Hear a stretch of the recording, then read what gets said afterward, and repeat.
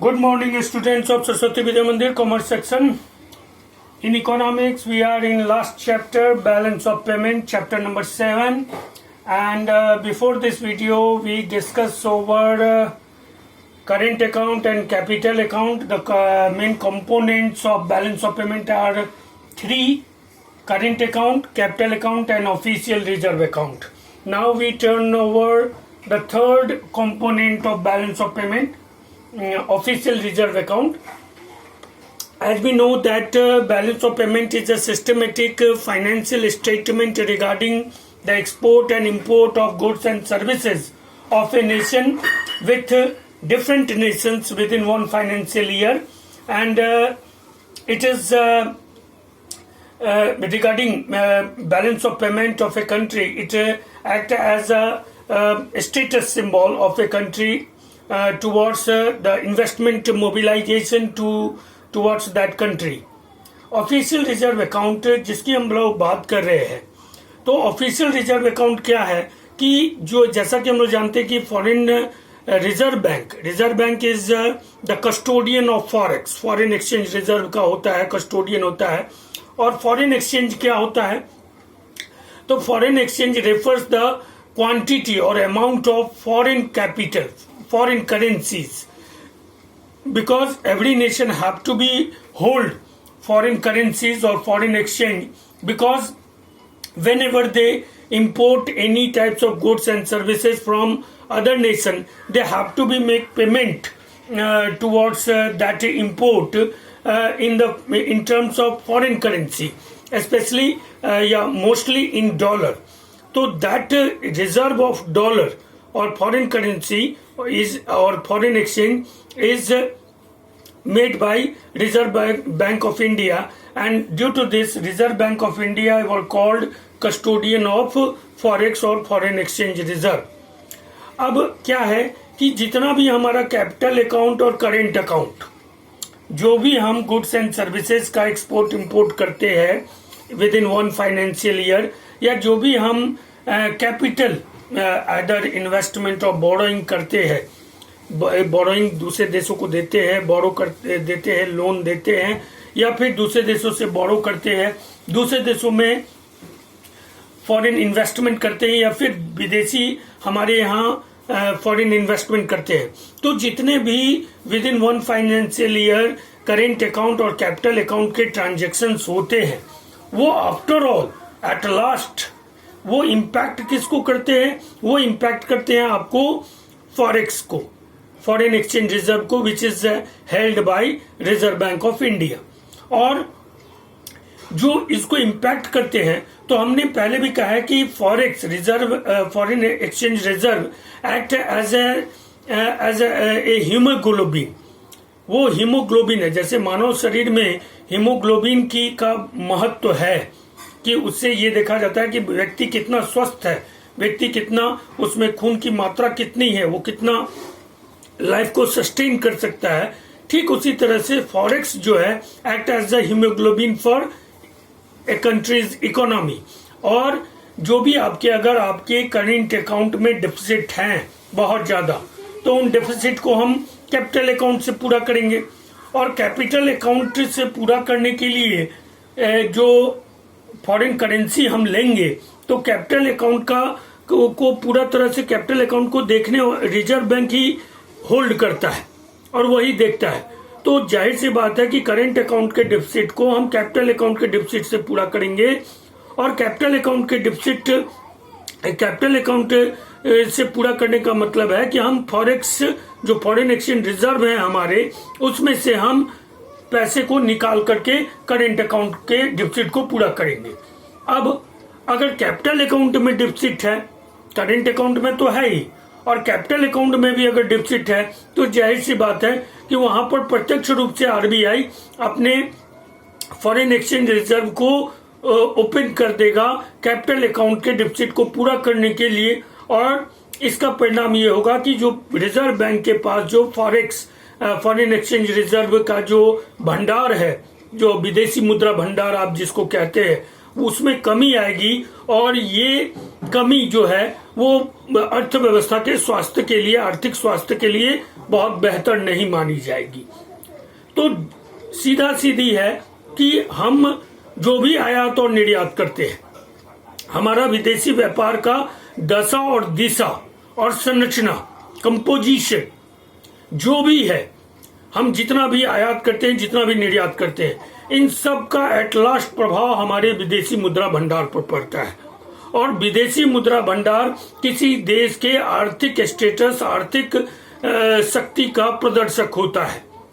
और उसी आर्थिक शक्ति, विदेशी मुद्रा भंडार के आर्थिक शक्ति के प्रदर्शक के आधार पर हमारा इंटरनेशनल रेटिंग जो होता है, मूडीज और अन्य जो इंटरनेशनल रेटिंग एजेंसीज हैं, वो हमारे रेटिंग को तय करते हैं।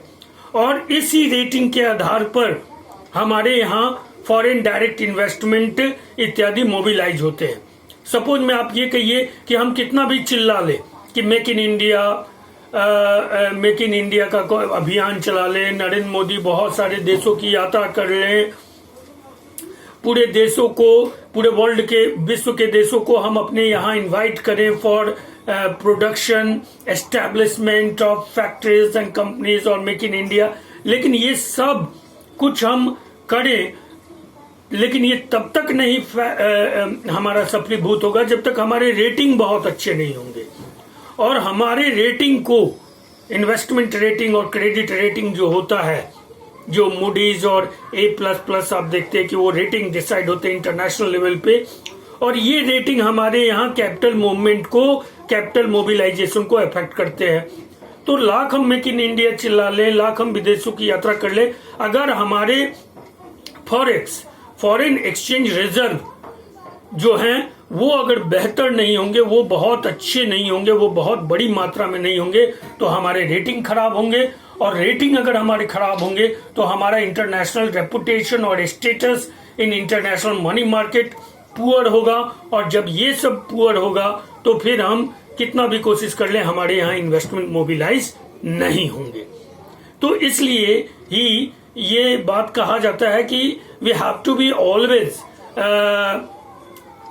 एम्फेसिस ओवर आवर एक्सपोर्ट्स, ठीक है। और हमको अभी जो अभियान चला है कोरोना काल में, अभी जो हमारे प्रधानमंत्री, माननीय प्रधानमंत्री जो नरेंद्र मोदी हैं, तो उन्होंने जो अभियान शुरू किया है आत्मनिर्भर भारत, ये आत्मनिर्भर भारत कहीं ना कहीं जाकर के हमारे इंपोर्ट्स को बहुत कम कर देगा और हमारे एक्सपोर्ट्स को बहुत ज्यादा बढ़ा देगा। जाहिर सी बात है कि हम एक्सपोर्ट्स ज्यादा करेंगे तो फॉरेन करेंसी का इनफ्लो हमारे यहाँ बढ़ेगा और हमारा विदेशी मुद्रा भंडार बढ़ेगा। और जब हमारा विदेशी मुद्रा भंडार बढ़ेगा तो हमारे रेटिंग्स बेटर होंगे, हमारे रेटिंग्स बेटर होंगे तो हमारे यहाँ इन्वेस्टमेंट मोबिलाइज होगा। एंड देन आफ्टर, जो आज चाइना जिस चीज का बेनिफिट उठाया, ऑल ओवर इन वर्ल्ड का जितना भी इन्वेस्टमेंट होता है उसका 35% अकेले चाइना अट्रैक्ट करता है। और उस बेसिस पे आज चाइना विश्व का दूसरी सबसे बड़ी अर्थव्यवस्था बना हुआ है। तो भारत में भी क्षमता है कि वो विश्व की दूसरी या पहली बड़ी अर्थव्यवस्था बन सके, लेकिन इसके लिए आवश्यकता है कि हम ज्यादा से ज्यादा एक्सपोर्ट्स को बढ़ावा दें, निर्यात को बढ़ावा दें, आयात पर अपनी निर्भरता कम करें, सेल्फ रिलायंस बने, आत्मनिर्भर बने। और इसके लिए हमें गली कूचे, मोहल्ले, गांव, कस्बे, इन सभी में प्रोडक्शन एक्टिविटीज को इनिशिएट करने होंगे, लोगों को स्किल्ड करना होगा।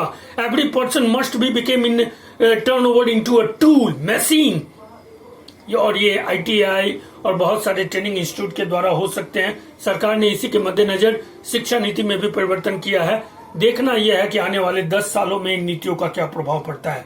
Let's we turn come over our point. Official reserve account, अब तो आप बहुत हद तक समझ गए होंगे कि वो क्या है official reserve account. The overall balance is finally reflected in the official reserve account of the RBI। Clear है? RBI का जो ऑफिशियल अकाउंट रिजर्व होता है उस पर रिफ्लेक्ट होता है जो भी बैलेंस होता है। Because RBI is the custodian of forex reserve of the country and all forex transactions in the country are routed through the RBI, और जितने भी फॉरेन करेंसी के ट्रांजेक्शन्स होते हैं वो आरबीआई होकर ही, द मेन जो मीडिएटर है वो आरबीआई है, तो उसी के थ्रू होकर के हम आयात के लिए भी भुगतान करते हैं और निर्यात के लिए भुगतान प्राप्त करते हैं ऑन गवर्नमेंट अकाउंट या आरबीआई अकाउंट पर। If official reserve are shown as a part of the capital account, अगर ऑफिशियल रिजर्व को ही हम कैपिटल अकाउंट मान लें, बहुत सारे जगह पर क्या होता है कि ऑफिशियल रिजर्व आपका क्या है कि अगर आपका फॉरेन डायरेक्ट इन्वेस्टमेंट आता है, विदेशी पूंजी आती है, तो वो आरबीआई में जाती है, फॉरेक्स में जाती है। अगर आप कहीं विदेश में इन्वेस्ट करते हैं तो आपका जो करेंसी, फॉरेन करेंसी आपको चाहिए वो आरबीआई देता है। तो एक्चुअली में कैपिटल अकाउंट कोई अपार्ट नहीं है, कैपिटल अकाउंट रिजर्व बैंक का अकाउंट को ही आप कैपिटल अकाउंट मान लीजिए। If official reserve are shown as a part of the capital account balance of payment, then BOP always balance, तब बीओपी ऑलवेज बैलेंस है। Increase in the official reserve is indicated by a negative sign, while decrease in is indicated by a positive sign। अब negative sign और positive sign इसलिए कि वो debit और credit का sign है, और हम आपको बता देते हैं कि बीओपी के जो भी अकाउंटिंग सिस्टम होते हैं वो डबल एंट्री सिस्टम पे होते हैं। डबल एंट्री सिस्टम में क्या है कि जो चीज क्रेडिट में जाएगा वो चीज फिर डेबिट में जाएगा। तो जब डबल एंट्री सिस्टम में क्या होता है कि आपके अकाउंट जो होते हैं वो हमेशा बैलेंस होते हैं, ठीक है। तो जो क्योंकि जो चीज मेंशन हम डेबिट साइड करते हैं वही चीज हम मेंशन क्रेडिट साइड करते हैं, तो दोनों का हिसाब हमेशा बराबर होगा। Is indicated by a negative sign while decrease in indicated by a positive sign if BOP is shown as a part of a capital account. बस अतः अब हम लोग समझ गए कि बीओपी सरप्लस कब होगा।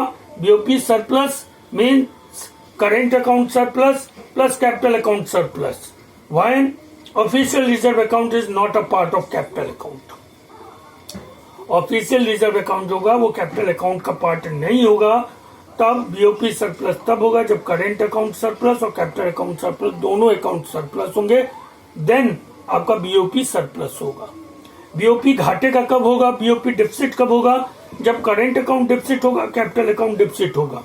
When official reserve account is not a part of capital account. जब ऑफिशियल रिजर्व कैपिटल अकाउंट का पार्ट होगा तब तो कोई डेफिसिट और सरप्लस होगा ही नहीं, क्योंकि जो ऑफिशियल रिजर्व है वो तो डबल एंट्री सिस्टम पे होगा, और डबल एंट्री सिस्टम पे वो अकाउंट हमेशा बैलेंस ऑफ पेमेंट बैलेंस ही होगा। इसीलिए कहा जाता है BOP always balance when official reserve account is a part of capital account. तो जब हम ऑफिशियल रिजर्व अकाउंट को कैपिटल अकाउंट ही मान लेते हैं, यानी रिजर्व बैंक के अकाउंट को ही कैपिटल अकाउंट मान लेते हैं, तो आपका बैलेंस ऑफ पेमेंट हमेशा बैलेंस है। अदरवाइज अगर कैपिटल ऑफिशियल रिजर्व अकाउंट को कैपिटल अकाउंट नहीं मानते हैं तो आपका बीओपी सरप्लस और डेफिसिट हो सकता है, और वो भी करेंट अकाउंट और कैपिटल अकाउंट के सरप्लस और डेफिसिट के आधार पर। Okay students, I hope that you all understand these topics. You must be write down it in your homework notebook, and several years in board examination the question from this side were asked in examination, so you all have to be remember the important topics and make your write down it in your homework fair book, and stay home, safe home, take care. Bye.